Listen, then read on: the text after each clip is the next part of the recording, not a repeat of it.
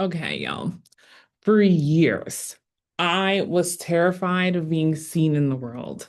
But after I spoke at a Survivor Summit, a single conversation I had with my best friend completely changed how I see my own healing. And it has nothing to do with discovering who I am. I'm Sable, and this is Full Out Healing, a space where we explore the messy and sticky parts of healing from trauma.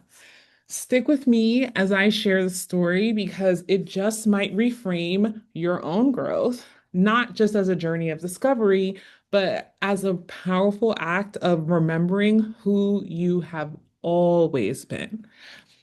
All right, y'all. So, as I mentioned, I attended and I spoke at the Survivor Wealth Summit, and I was on a panel. And going into this, I was scared and nervous, excited, but also terrified. I was scared and nervous and terrified because I'm an introvert. Believe it or not. Not only that, as I mentioned before, I've kind of have always been afraid to be seen. And I'll actually link a video. I did an earlier episode about this where I talk about, invisibility or hiding as a survival strategy, right?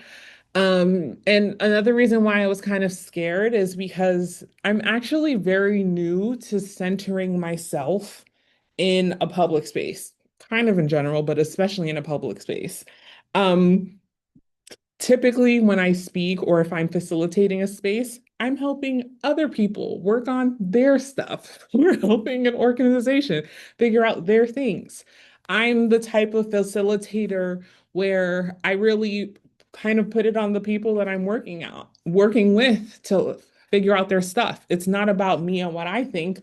I really see myself as sort of a conduit, right? So the focus once I get framing down and instruction directions in there, the focus very quickly diverts from me.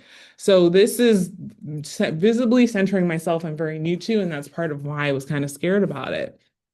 However, I was honestly very surprised when I got to the summit. I had many authentic one-on-one connections with people. I thought that especially as an introvert, I thought I'd be overwhelmed and shut down and would just, I'd be afraid to talk to people, but it really wasn't the case. Not only that, my presence and energy was seen and felt by so many people.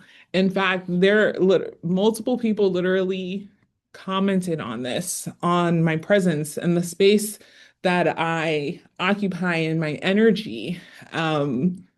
And it to for context, it was multiple people commenting on this in one day across multiple days in a row. Um, and not only that, at this summit, I've started to really realize and accept that maybe, just maybe, I meant to be on stage, which for an introvert that is used to not being seen and dare I say, even hiding, terrifying. But I was just receiving all of this data that was telling me, Sable, maybe you're meant for something more, you know? And out of all of this, I felt alive.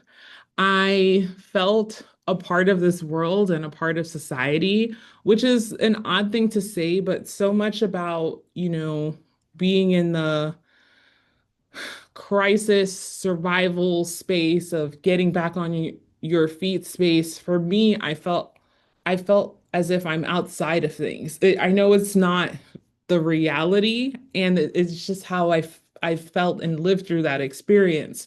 So I just felt part of the world and part of society again. And not only that, I felt like, oh my gosh, I think there are endless possibilities ahead for me.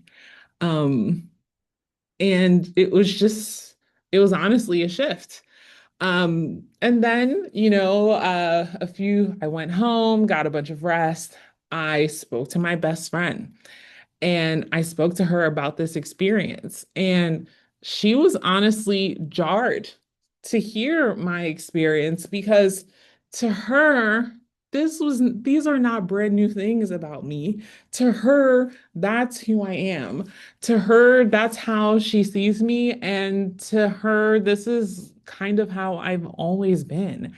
And that's when I realized, hmm as I, continue to expand, continue not only just to heal, but to thrive and, you know, take space into the life that I desire and that's meant for me, I'm I'm not discovering who I am. And in a way, these aren't new milestones because I'm really just remembering who I am, who I was, who I used to be, who I didn't have the space to be within the context of abuse, which and I thought about, well, how did this happen? But I look back and I think about the early sort of conflicts in the relationship. And honestly, when I look back at it, our fights, our arguments were about me literally just being me in the world. And my ex-wife, uh, again, I did not see this at the time, but I can look back now and recognize like, oh, she was very um threatened, jealous, a whole bunch of other things around how people react to me and my presence. And it caused conflict. And it eventually made it, in some aspects, easy to avoid the conflict and to avoid the violence. It made it easier to, it was safer to just not be me or to slowly pull back to avoid the situations that were causing this problem, which was a recipe for disaster because there would never be the issue wasn't the situations, the issue was me being me. And so I, it's so interesting to reflect on that. And as I continue to get more and more of myself back, I'm not discovering who the fuck I am. I am remembering it. And it feels juicy. It feels kind of, it feels powerful. And I don't know, I feel this sort of old, I don't know, I feel this like confidence or this energy sort of settling into my soul of recognizing it is so truly, it's who I am. This energy is mine and it has always been. There's something about it that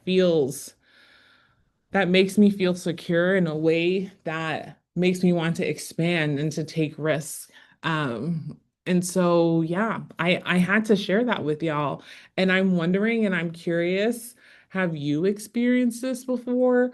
As you heal and establish safety, and establish more safety, what parts of you reemerge as a remembering and not a discovery? Please drop your thoughts in the comments. I would love to hear the ways that you're remembering parts of you as opposed to discovering brand new things.